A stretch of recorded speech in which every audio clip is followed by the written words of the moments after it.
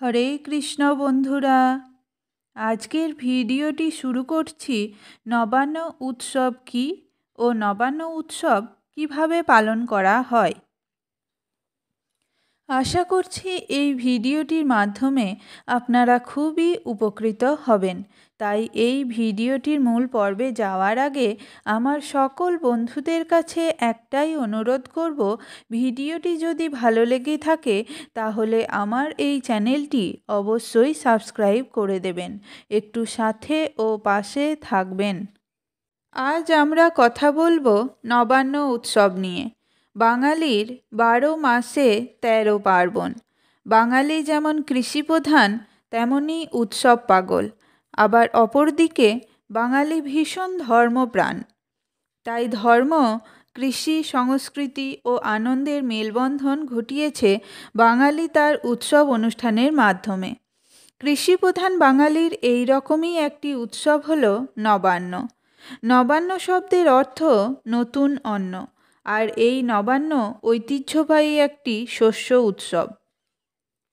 সাধারণত অগ্রহায়ণ মাসে আমন ধান পাকার পর এই উৎসবটি অনুষ্ঠিত হয়।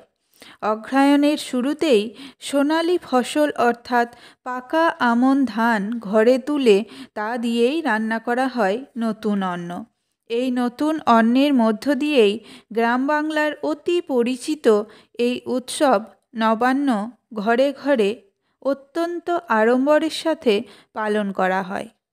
এখন বর্তমানে শহুরে অঞ্চলে সেইভাবে নবান্নের চল না থাকলেও আজও গ্রাম বাংলার বহু জায়গায় কিন্তু মহা ধুমধামের সাথে নবান্ন উৎসব পালিত হয়।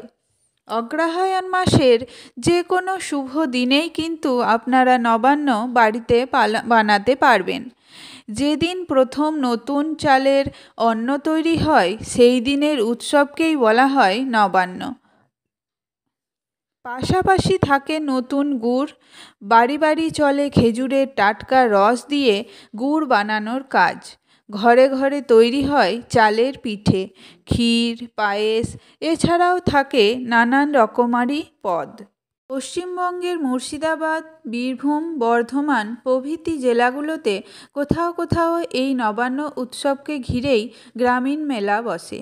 হিন্দু শাস্ত্রেও নবান্ন উৎসবের কথা উল্লেখ রয়েছে।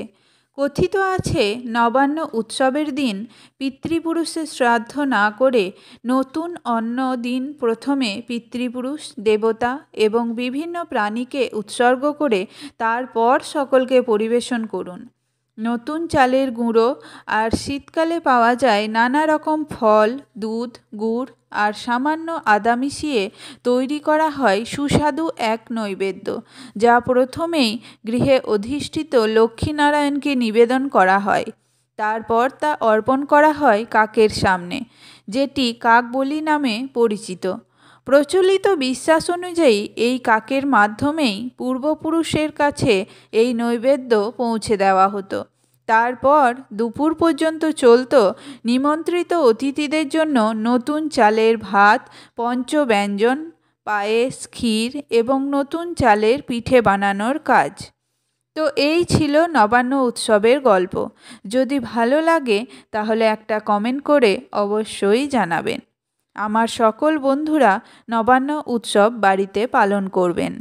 জানাই শুভ নবান্ন উৎসব সকল বন্ধুদেরকে। রাধে রাধে।